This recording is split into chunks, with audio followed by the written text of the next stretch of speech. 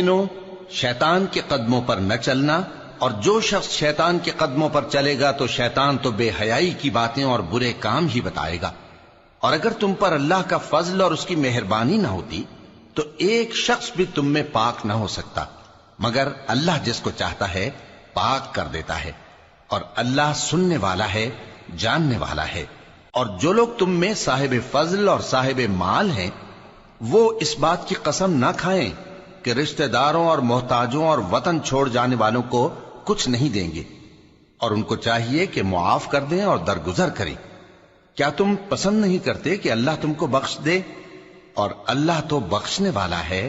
مہربان ہے۔ جو لوگ پرہیزگار اور برے کاموں سے بے خبر اور ایماندار عورتوں پر بدکاری کی تہمت لگاتے ہیں ان پر دنیا اور آخرت دونوں میں لعنت ہے،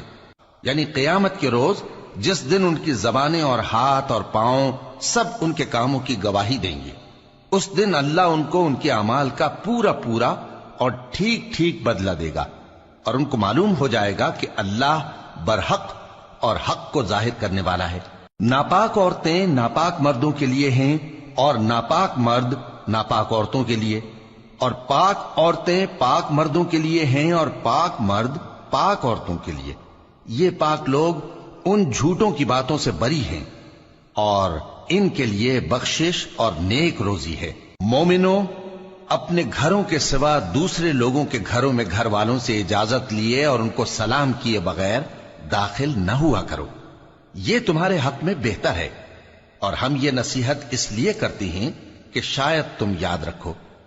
پھر اگر تم گھر میں کسی کو موجود نہ پاؤ تو جب تک تم کو اجازت نہ دی جائے اس میں مت داخل ہو، اور اگر یہ کہا جائے کہ اس وقت لوٹ جاؤ تو لوٹ جایا کرو،